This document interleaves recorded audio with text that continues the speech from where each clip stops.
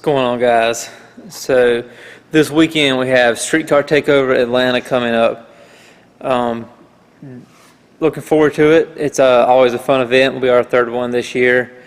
Thankfully it's only like a 4-hour drive or so. Alan is going to go with us and going to bring his motorhome so we can get down there Friday and just sleep at the track Friday and Saturday night. So the car, after last week's race, which, whatever, we raced, but we sucked. Everything's good. Just doing my usual weekly compression check, well, whenever we race that is, just to see. This is going to be the last planned race with this current short block. We got our other short block, which we plan to put in to get us through No Mercy and, hopefully next season. But obviously you don't build something without wanting to beat on it more. But let me give you a sneak peek of that. It's back here in the shop.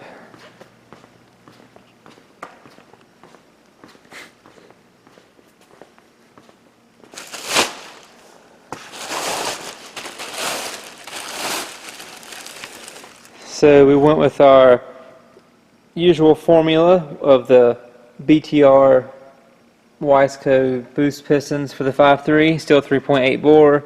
Set the piston the wall where we wanted it. This is another LC9 block, Gen 4 block, valley holder plug and all that stuff. New cam bearings. Nick from BTR we ordered a cam Friday, so went with the K1 crank again because I'm just convinced they like flexing with the block and everybody's happier that way. We of course also have the pin to mains from Tick Performance, which you can't see in this stuff. The ARP main studs and then the MGP aluminum stock stroke rods. So the goal of course is to lean on this thing a bit harder and go faster. By the time this video is out, sorry, this camera's looking stupid in a second.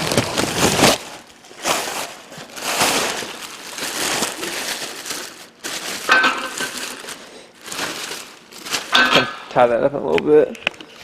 By the time this video is out, we'll be beyond the local no time stuff. But so hopefully this weekend the track will let us, go 440s. We've been a 4509, which is all over the stock LS block internet record, which I understand internet record's stupid to some people, but whatever. I would say it helps business, but I don't think it helps business. But gotta have a goal, right? But anyways, we're going to use that new short block along with our current TrickFlow 220 heads. With the 685 BTR springs and the new cam from Nick Avdos. And the goal, once again, one last race of hell, is to just have that other short block as a backup in case something is to happen. We plan to take it to No Mercy with us just in case we make a boo-boo down there whenever we're trying to run the guts out of it. Also with that one, we're going to do 625 head studs over the Pro Series we have now and keep the same BTR LS9 gaskets unless it just proves that it's just we don't have an issue now with head gaskets. We don't blow them, been on the same ones for a while. Cold pressure does rise a little bit on like 46 pounds, 48 pounds it rises a lot faster, and it'll get beyond the cap by a couple psi. So the goal is to get that down a little bit. And we'll see if the 625s give us that extra clamping force we need to keep from that happening. Some people would be like, go to Athena's or Top Fuel Hoops, which aren't a bad idea by any means. I just don't think we need to. And I kind of like having that little bit of give. Like that's kind of what's became my thought process with the stock or the K1 crankshaft is it's not it's $1,000 cheaper than what somebody would recommend for what we're doing. But if not way more than that, and but I feel like it flexes with the block, and maybe once again this could change in one pass. Maybe that's why we haven't cracked the block yet, torn the mains out yet. I'm hoping our little bit of like the pin, the mains and stuff like that, and doesn't work against us on the new block. because sometimes, you know, things flexing together is happy. Mostly we're trying to cut down on the cap walk a little bit, which is better for the main bearings.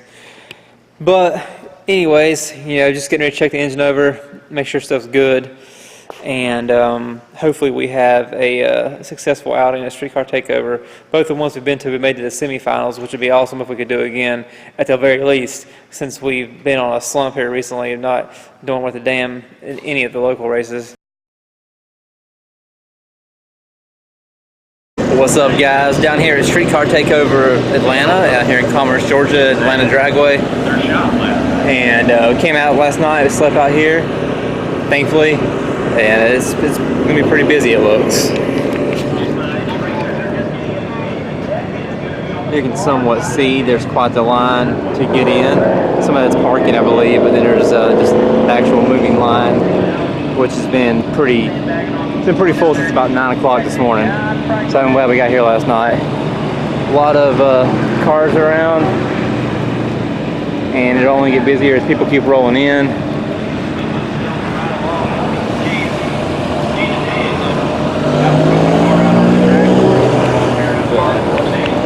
You know, we watched last night, and last night was testing tune. The track wasn't too hot, but we didn't expect to whirl out of something like that.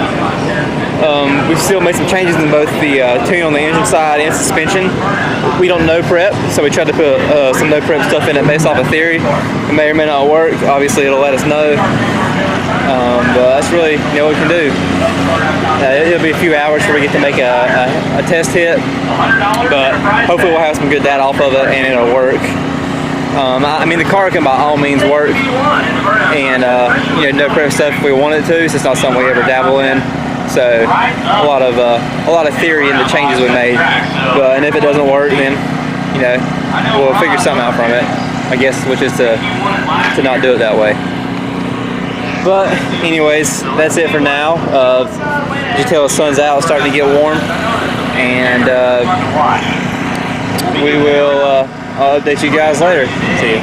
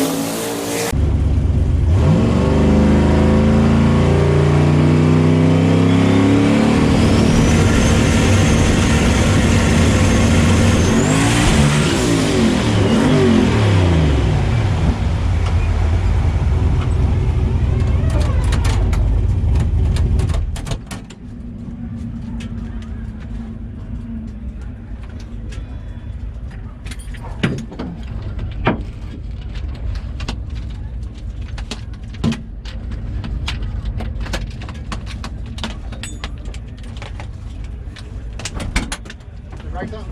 The rear end, I think. Look underneath it.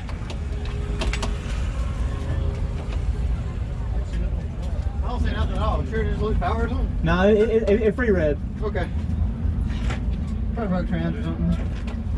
No, not fluids. That's good. Okay. It won't run. You have any way to do it? Okay. Hey, just meet me down there at the golf cart in the push bar. Okay. So you got this? Yeah, I got it. Okay. Let me put this in here. What's up, guys? It's me, Nigel.